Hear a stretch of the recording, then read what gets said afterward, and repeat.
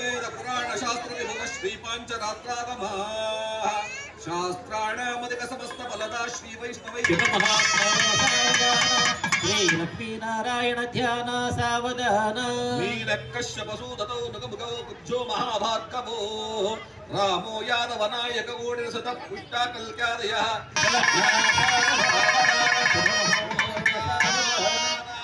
ಸ್ವಾಮಿನೇ ಸಾವಧಾನ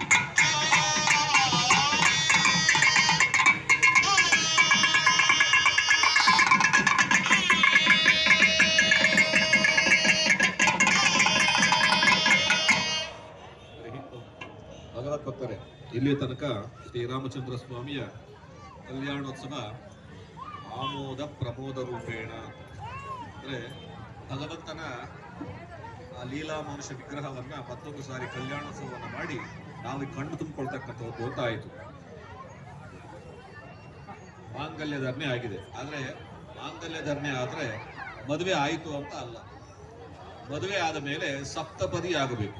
ಭಗವಂತ 7 ಹೆಜ್ಜೆಗಳನ್ನ ಇಟ್ಟು ಮುಂದೆ ಬಂದಾಗ ಅಂದ್ರೆ ಸೀತಾದೇವಿಯನ್ನು ಕರೆದುಕೊಂಡು ಮುಂದೆ ಬರ್ತಾರೆ. 7 ಹೆಜ್ಜೆಗಳನ್ನ ಇಟ್ಟು ಮುಂದೆ ಬಂದು ಈ ಜಗತ್ತಿಗೆ ಕಲ್ಯಾಣವನ್ನು ಮಾಡ್ತಾರೆ. ಒಂದೊಂದು ಹೆಜ್ಜೆ ಇಟ್ಟಾಗಲೂ ಸಹ ನಮ್ಮ ಬಾಳಿನಲ್ಲಿ ಅಂದ್ರೆ ನಮ್ಮ ಜೀವನಗಳಲ್ಲಿ ಭಗವಂತ ಯಾವ ರೀತಿ ಇಟ್ಟು ಬರ್ತಾನೆ ಅನ್ನೋದನ್ನ ಭಗವಂತ ಒಂದೊಂದು ಹೆಜ್ಜೆಯಲ್ಲೂ ಸಹ ಒಂದು ಅರ್ಥವನ್ನ ಕೊಟ್ಟು ಮುಂದೆ ಬರ್ತಾ ಇದ್ದಾರೆ. ಮೊದಲನೇ ಹೆಜ್ಜೆ ಓಂ ಇಶೆ ಏಕಪದ ಭವ ಸಾಮ ಅನುರತ ಭವ, ಹೆಜ್ಜೆಯೊಂದನ್ನು ಇಟ್ಟು ಅನ್ನಕ್ಕಾಗಿ ಅನುಸರಿಸು. ಶ್ರೀ ಸೀತಾರಾಮಚಂದ್ರ ಸ್ವಾಮಿಗಳು ರಾಮಚಂದ್ರ ಸ್ವಾಮಿ ತನ್ನ ಪತ್ನಿಯಾಗಿರುವಂತಹ ಸೀತಾದೇವಿಯನ್ನು ಕರೆದುಕೊಂಡು ಮೊದಲನೇ ಹೆಜ್ಜೆಯನ್ನ ಇಟ್ಟು ಬರ್ತಾ ಇದ್ದಾರೆ. ಮೊದಲನೇ ಹೆಜ್ಜೆಯನ್ನ ಇಟ್ಟು ಅನ್ನಕ್ಕಾಗಿ ಅನುಸರಿಸು ಅಂದ್ರೆ ನೀನು ಈ ಒಂದು ಹೆಜ್ಜೆಯನ್ನ ಇಟ್ಟು ಮುಂದೆ ಬಂದಾಗ ಭೂಮಿಯಲ್ಲಿರ್ತಕ್ಕಂತಹ ಎಲ್ಲ ಜೀವರಾಶಿಯೂ ಸಹ ಅನ್ನ ಅಂದ್ರೆ ಮನುಷ್ಯ, ಪ್ರಾಣಿ, ಪಕ್ಷಿ, ಕ್ರಿಮಿ, ಕೀಟ ಎಲ್ಲ ಬದುಕಿರ್ಬೇಕು ಅಂದ್ರೂ ಸಹ ಅನ್ನವೇ ಮುಖ್ಯ. ಆಹಾರ ಇಲ್ಲ ಅಂದ್ರೆ ಎಲ್ಲ ಜೀವಗಳು ಸಹ ಸತ್ತು ಹೋಗ್ತವೆ. ಹಾಗಾಗಿ ಅನ್ನಲಕ್ಷ್ಮಿಯಾಗಿ ಧಾನ್ಯಲಕ್ಷ್ಮಿ ಊರ್ಜೆ ದ್ವಿಪದಾಭವ ಸಾಮ ಅನುರತಾಭವ, ಹೆಜ್ಜೆ 2 ಇಟ್ಟು ಬಲದ ಅಭಿವೃದ್ಧಿಗೊಳಿಸು. ಬಲದ ಅಭಿವೃದ್ಧಿಗೊಳಿಸು. ಊಟ ಮಾಡಿದ ನಂತರ ಬಲ ಅಂತಕ್ಕಂಥದ್ದು ಅಂದ್ರೆ ಎನರ್ಜಿ ಅಂತಕ್ಕಂಥದ್ದು ಬರುತ್ತೆ. ಆದ್ರೆ ಆ ಎನರ್ಜಿ ಅಲ್ಲ, ಮನುಷ್ಯನಿಗಾಗಲಿ ಪ್ರಾಣಿಗಳಿಗಾಗಿ ಬೇಕಾಗಿರ್ತಕ್ಕಂಥದ್ದು ನೈತಿಕತೆ ಅಂದ್ರೆ ಆತ್ಮಸ್ಥೈರ್ಯ ಅಂತ ಹೇಳ್ತಾರಲ್ಲ, ಅಂತಹ ಆತ್ಮಸ್ಥೈರ್ಯವನ್ನು ತುಂಬಬೇಕಾದ್ರೆ ಭಗವಂತ ಇದ್ದೇ ಇರಬೇಕು. ಭಗವಂತನಿಗೆ ಸೀತಾದೇವಿ ಇದ್ದದ್ದು. ಹಾಗಾಗಿ ಅಂತಹ ಆತ್ಮಸ್ಥೈರ್ಯವನ್ನು ತುಂಬುವಂತಹ ಧೈರ್ಯ ಲಕ್ಷ್ಮಿಯಾಗಿ, ಶೌರ್ಯ ಲಕ್ಷ್ಮಿಯಾಗಿ ಮನೆಗೆ ಬಾ ಅಂತ ಕರೆದುಕೊಂಡು ಮುಂದೆ ಬರ್ತಾರೆ. ಓಂ ರಾಯಸ್ಪೋಷಾಯ ತ್ರಿಪದಾ ಭವ ಸಾಮ ಅನುರತಾ ಭವ, ಹೆಜ್ಜೆ 3 ಇಟ್ಟು ಧನವ ಹೆಚ್ಚಿಸು. ಪ್ರತಿಯೊಬ್ಬ ವ್ಯಕ್ತಿಗೂ ಸಹ ಹಣ ಅಂತಕ್ಕಂಥದ್ದು ಮುಖ್ಯ. ಹಾಗಾಗಿ ಪ್ರತಿಯೊಬ್ಬರ ಮನೆಗಳಲ್ಲಿ, ಪ್ರತಿಯೊಬ್ಬರ ಮನಗಳಲ್ಲಿ, ಪ್ರತಿಯೊಬ್ಬರ ಜೀವನದಲ್ಲೂ ಸಹ ನೀನು ಧನಲಕ್ಷ್ಮಿಯಾಗಿ ಮನೆಗೆ ಬಾ ಅಂತ ಹೇಳಿ 3ನೇ ಹೆಜ್ಜೆಯನ್ನು ಇಟ್ಟು ಕರೆದುಕೊಂಡು ಬರ್ತಾ ಇದ್ದಾರೆ. ಓಂ ಮಯೋ ಭವಾಯ ಚತ್ಪಶಾ ಭವ ಸಾಮೂನೃತಾ ಭವ, ಹೆಜ್ಜೆ 4 ಇಟ್ಟು ಮಮತೆಯಿಂದಲೇ ನೋಡು. ಅಂದ್ರೆ ತಾಯಿ ಮಗುವನ್ನ ಯಾವ ರೀತಿ ಪ್ರೀತಿಯಿಂದ ಲಾಲನೆ ಪಾಲನೆ ಮಾಡುತ್ತೋ ಆ ಮಗು ಎದ್ದಾಗ ತಾಯಿಯು ಸಹ ಅಳ್ತಾಳೆ, ನಕ್ಕಾಗ ತಾಯಿಯು ಸಹ ಅಳ್ತಾಳೆ. ಹಾಗೆ ಆ ದೇವಿಯನ್ನ ಹೇಳ್ತಾ ಇದ್ದಾರೆ, ಈ ಭೂಮಿಯಲ್ಲಿರ್ತಕ್ಕಂತಹ ಎಲ್ಲಾ ಪ್ರಜೆಗಳು ಸಹ ನಿನ್ನ ಮಕ್ಕಳು, ನಿನ್ನ ಸಂತಾನ. ಹಾಗಾಗಿ ಅವರನ್ನ ನೀನು ಮಮತೆಯಿಂದ ನೋಡು, ಪ್ರೀತಿಯಿಂದ ನೋಡು ಅಂತ ಹೇಳಿ ಮಮತಾ ವಾತ್ಸಲ್ಯ ಮೂರ್ತಿಯ ಲಕ್ಷ್ಮಿಯಾಗಿ ಕರೆದುಕೊಂಡು ಬರ್ತಾ ಇದ್ದಾರೆ. ಓಂ ಪ್ರಜಾಭ್ಯ ಪಂಚಪದಾ ಭವ ಸಾಮೃತ ಭವ, ಹೆಜ್ಜೆ 5 ಇಟ್ಟು ಸಂತತೆ ನೀಡು.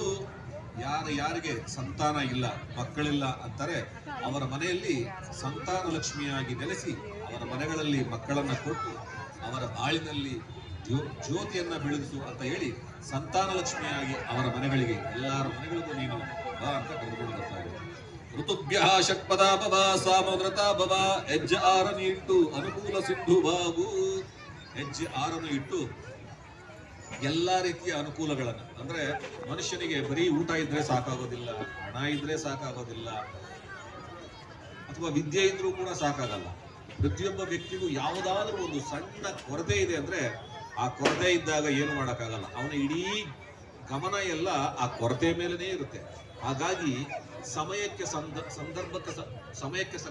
ಸಂದರ್ಭಕ್ಕೆ ತಕ್ಕಾಗೆ ಅನುಕೂಲ ಸಿಂಧುವಾಗು. ಅಂದ್ರೆ ಈಗ ನಾವು ಮಳೆಗಾಲ ಬಂದಿದೆ, ಛತ್ರಿ ಹಿಡ್ಕೋತೀವಿ ಮಳೆ ಬಂದಾಗ. ಬೇಸಿಗೆ ಕಾಲ ಬಂದಿದೆ, ಫ್ಯಾನ್ ಹಾಕೋತೀವಿ, AC ಹಾಕೋತೀವಿ. ಚಳಿಗಾಲ ಬಂದಿದೆ, ಸ್ವೆಟರ್ನ ಹಾಕೋತೀವಿ. ಅದೇ ರೀತಿ ಕಾಲಕ್ಕೆ ತಕ್ಕಂತೆ ನಮಗೆ ಯಾವ ರೀತಿ ನಾವು ಬದಲಾವಣೆಗಳನ್ನ ಹೊಂತೀವೋ ಅದೇ ರೀತಿ ಭಗವಂತನನ್ನು ಕೂಡ ನಾವು ಕೇಳ್ಕೊತಾ ಇದ್ದೀವಿ, ಸ್ವಾಮಿ ನಮಗೆ ನಮ್ಮ ಅನುಕೂಲಕ್ಕೆ ತಕ್ಕಂತೆ ನೀನಿರು ಅಂತ. ಅದಕ್ಕೆ ಹಿಂದೆ ದಾಸರು ಏನ್ ಮಾಡಿದ್ರು ಅಂದ್ರೆ ಅವನನ್ನ ಸ್ನಾನ ಮಾಡಿಸ್ಬೇಕಾದ್ರೆ ವಾಮನ ಮೂರ್ತಿ ಅಂದ್ರೆ 3 ಅಡಿ ಇರ್ತಕ್ಕಂಥ ಚಿಕ್ಕ ಮಗುವಿನಂತೆ ಭಾವನೆ ಮಾಡ್ಕೋತಾ ಇದ್ರು. ನಮ್ಮನ್ನ ಭಾವಿಸ್ಬೇಕು. ನಾವು ಯಾವ ರೀತಿ ಕರಿತೀವೋ ಆ ರೀತಿ ಭಗವಂತ ಬಂದು ನಮ್ಮ ಬೇಡಿಕೆಗಳನ್ನ ಈಡೇರಿಸಿ ಮಹಾಲಕ್ಷ್ಮಿಯನ್ನ ಅಂದ್ರೆ ಸೀತಾ ಮಹಾಲಕ್ಷ್ಮಿಯನ್ನ ಕರೆದು ಈ ಜಗತ್ತಿಗೆ, ಯಾಕಂದ್ರೆ ಆಕೆ ಮಹಾತಾಯಿ, ಈ ಜಗತ್ತಿನ ತಾಯಿ, ನೀನೇ ಮಹಾರಾಣಿ, ಈ ಜಗತ್ತಿನಲ್ಲಿರ್ತಕ್ಕಂಥ ಎಲ್ಲ ಮಕ್ಕಳನ್ನು ಸಹ ನೀನೇ ಪೋಷಿಸಬೇಕು ಅಂತ 6ನೇ ಹೆಜ್ಜೆ ಇಟ್ಟು ಮುಂದೆ ಬಂದಿದ್ದಾರೆ. ಋತುಭ್ಯ ಷಟ್ಪದ ಭವ ಸಾಮೃತ ಭವ, ಓಂ ಸಖೇ ಸಪ್ತ ಸದಾ ಭವ ಸಾಮೃತ ಭವ. ಹೆಜ್ಜೆ 7 ಇಟ್ಟು ಎಲ್ಲರ ಸ್ನೇಹಿತಳಂತೆ ಇರು ಅಂತ ಹೇಳ್ತಾ ಇದ್ದಾರೆ. ನೋಡಿ ಎಷ್ಟು ಚೆನ್ನಾಗಿದೆ ಪದ. ಹೆಂಡತಿ, ಮಕ್ಕಳು, ತಂದೆ, ತಾಯಿ, ಈಗೆಲ್ಲ ಏನಂದ್ರೆ ಎಲ್ಲರ ಹತ್ರನು ಎಲ್ಲ ಶೇರ್ ಮಾಡ್ಕೊಳಕ್ ಆಗಲ್ಲ ನಾವು. ಆದ್ರೆ ಸ್ನೇಹಿತರ ಹತ್ರ ಆದ್ರೆ ಎಲ್ಲವನ್ನೂ ಸಹ ನಾವು ಹೇಳ್ಕೋಬಹುದು. ಹಾಗಾಗಿ ಭಗವಂತ ಹೇಳ್ತಾನೆ, ಭಗವಂತ ಯಾರು ಅಂದ್ರೆ ನಮ್ಮ ಸ್ನೇಹಿತನ ಹತ್ರ ಎಲ್ಲ ರೀತಿ ಹೇಳ್ಕೋಬಹುದಲ್ಲ.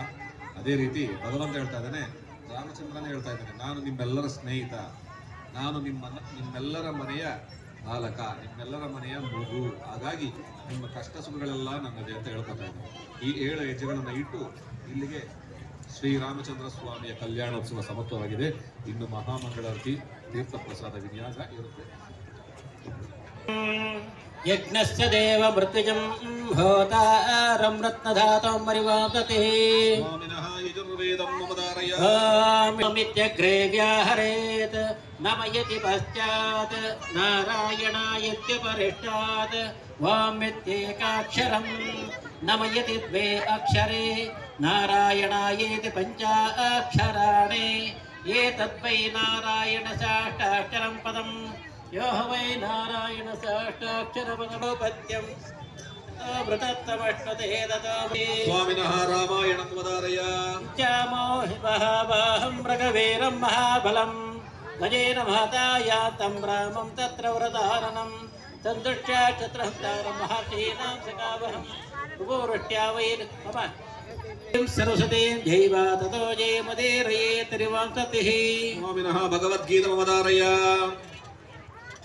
ಕಂಚಮಷಿ ಭಕ್ತಿರೂಪಾರಿವಾಂಸತಿಃ ಸ್ವಾಮಿನಃ ಗಂಧತ್ರಯ ಮಮದಾರಯ ವಾಂ ಭಗವನ್ನಾರಾಯಣ ಅಭಿಮ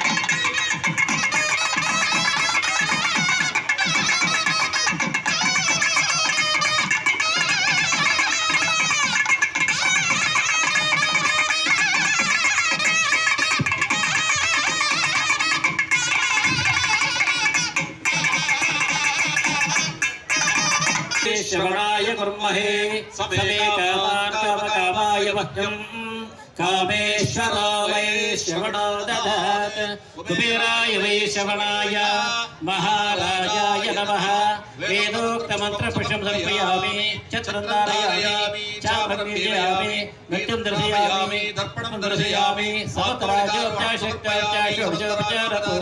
समर्पयामि ॐ नास्ता धर्मेण उत्सर्गेणैव कामोपभोगे कर्मणा भवतः कर्म करिष्यामि भगवान् पवित्रं वासुदेवं पवित्रं